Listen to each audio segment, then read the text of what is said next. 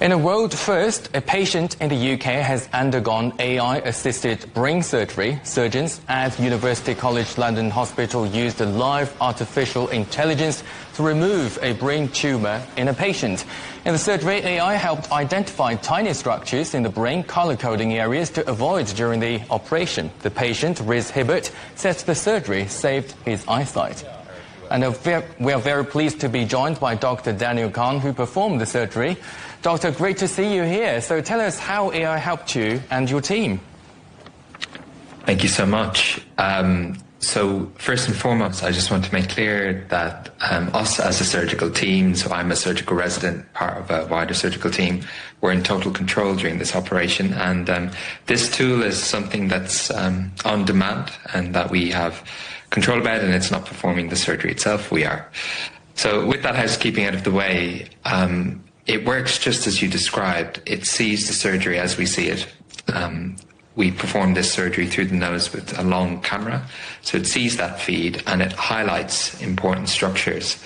Now, these structures are life-sustaining and sight-sustaining, so it's very important that we recognize them in every case so that we can protect them when we remove the tumour. And that's really the goal of these assistive tools, is to improve our ability to recognize these structures and therefore make these surgeries safer and more effective. It's taken about almost 10 years to get to this stage. We have a large team of surgeons and engineers. We've trained this model on hundreds of videos. We've surveyed and tested this with surgeons all around the world.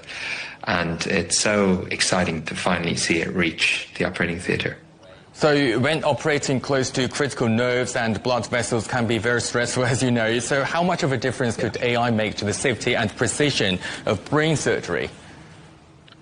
Yeah, I think for any surgery, really, in theory, I mean, it's a pretty stressful thing, as you can imagine, particularly for high-stakes surgery like brain surgery.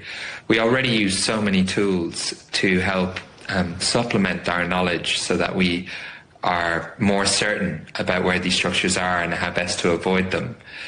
It's often difficult and they're covered by layers of bone. There's a lot of variation. So really any help and any tool that improves our judgment is potentially improving our surgical safety.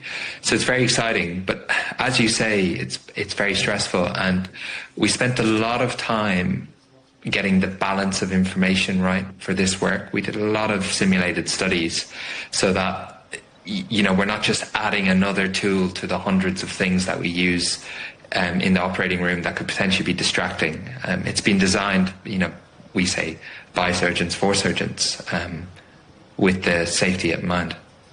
So I'm just wondering, when you were doing the surgery, were there a moment during, you know, the operation when you thought, no, I'm taking the lead, not AI?